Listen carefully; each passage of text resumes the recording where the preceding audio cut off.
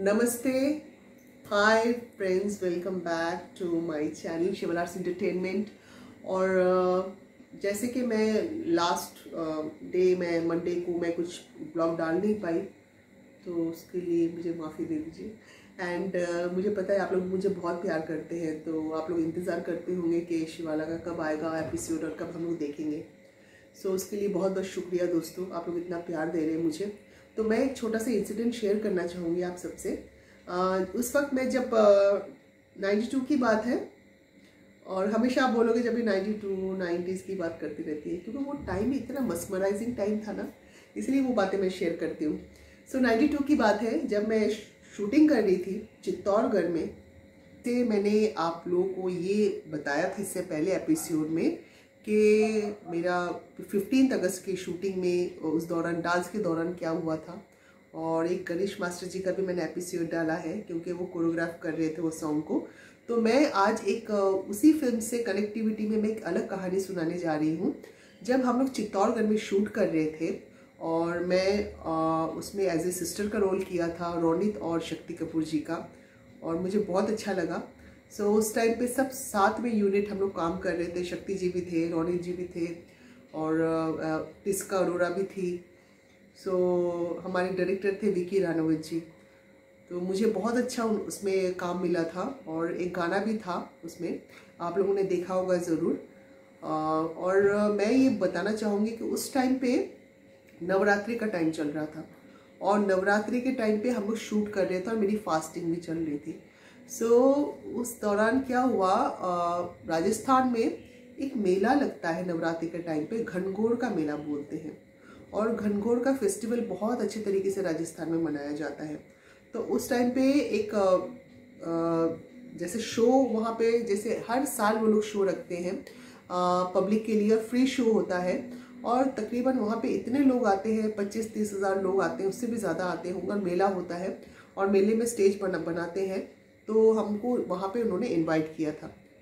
सो हम लोग after shoot ख़त्म करके शक्ति जी, मैं, रोनित जी, और एक गाड़ी में फिर अपना उसमें अरुण बख्शी जी, प्रेम चोपड़ा जी और रज़ा मुराद जी, सब हम लोग यूनिट गए वहाँ पे एज ए गेस्ट। सो वहाँ जब पहुँचे तो क्योंकि स्टेज के बारे में तो आपको पता ही है मुझे कितना अच्छा नॉलेज है, अपनी तारीफ खुद ही कर रही हूँ मैं तो लोगों को पता तो था कि मैं स्टेज आर्टिस्ट बहुत अच्छा हूँ, मैं बहुत अच्छा परफॉर्म करती हूँ as a singer, as a dancer. So Shakti ji back stage में क्या बोल रहे थे पता है? अभी अगर शक्ति जी एपिसोड देख रहे हो तो उनको याद आ रहा होगा। बोल रहे थे, अरे शिवाला तो परफॉर्म करती है, हम लोग क्या करेंगे? मेरे लिए बहुत सौभाग्य की बात है, उन्होंने इतने बड़े आर्टिस्ट और मेरे बारे में इतनी अच्छी अच्छी बातें वो बता रहे थे। रोनित जी बोल रहे थे, दादा बोल रहे थे कि मैं क्या करूँगा। सो मुझे बोल रहे थे, शिवाला आप क्या करने वाले हो? मैंने कहा मुझे तो कुछ पता ही नहीं है। मैं ब्लैक कलर का एक सूट पहनी हुई थी और मेकअप में पूरा फिल्म का मेकअप था। सो मुझे बोला कि आपको, ऑर्गेनाइजर ने कहा कि आपको स्टेज पे जाना है, और सारे आर्टिस्ट स्टेज पे थे। उसमें कोनिका भी थी और शक्ति जी स्टेज पे आए। फिर वो बहुत अच्छे परफॉर्मर है, अरुण बख्शी जी, वो गाना भी बहुत अच्छा गाते हैं। तो बोला, अरुण बख्शी जी ने कहा, अरुण बख्शी जी ने कहा कि मैं पहले जाता हूँ स्टेज पे, और उनके गाना था और मैं चला दुनिया की ठा ठा ठा। तो एकदम जमा दिया उन्होंने परफॉर्मेंस करके, और पब्लिक बिल्कुल हिलने लगी, बहुत एकदम चिल्लम चिल्ली कर रही थी पब्लिक। तो शक्ति जी और रोनित जी को कुछ बोलने के लिए कहा गया था। वो लोग स्टेज पे गए और अपने अपने फिल्म के जो हम लोग शूट कर रहे थे सब ऐसे शेयर किया। शक्ति जी तो कुछ मूड में गाना भी शुरू कर दिया था। सो मुझे जब कहा उन्होंने, तो मुझे पता ही नहीं था एक्चुअली, मेरे साथ ना ऑलवेज ऐसे ही होता है, मुझे पता ही नहीं होता है कि मैं स्टेज पे जाके क्या करूँगी और मुझे किस तरीके से परफॉर्म करना है। मगर जब मैं स्टेज पे चढ़ जाती हूँ उसके बाद मेरा असली काम वहीं से शुरू होता है एक्चुअली। मतलब माँ सरस्वती की जब आशीर्वाद होता है ना आप पे, तो उस तरीके से मेरे ऊपर भी माँ सरस्वती का बहुत बड़ा कृपा है। तो उनकी कृपा हमेशा मेरे ऊपर बनी रहे, आप लोग आशीर्वाद दीजिए। सो मैं जब स्टेज पे गई और मैंने हाथ में माइक लिया, और हाथ में माइक लेके मैं बात करने लगी। मैंने कहा, आप सबको शिवाला का प्यार भरा नमस्कार, आप सब कैसे हैं? और उसके बाद मैंने ना गाना गाना शुरू कर दिया। सो सॉन्ग्स, बहुत सारे सॉन्ग्स तो मैं गाती हूँ। तो वहाँ पे ना मारवाड़ी सॉन्ग, क्योंकि पब्लिक सारी मारवाड़ी थी, तो मुझे 1-2 गाने तो याद थे क्योंकि मैं परफॉर्मेंस करती थी मारवाड़ी सॉन्ग में। तो मुझे ढोला ढोल मंजीरा जो गाना है मारवाड़ी सॉन्ग में बहुत ही फेमस है।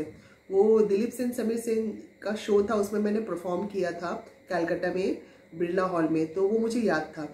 तो वो मैंने नहीं गाया, बट एक दूसरा गाना जो दूसरे आर्टिस्ट ने परफॉर्म किया था वो गाना मुझे बहुत पसंद था। और वो गाना ऐसे था, मैंने परफॉर्म किया था,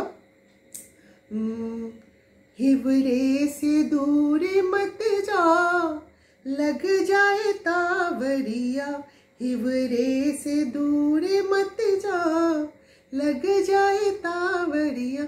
जैसे मैंने ये गाया ना, ओ पूरी पब्लिक ऐसे उछल पड़े, बोला अरे मारवाड़ी गाना गा रही है, ये तो बहुत अच्छा है।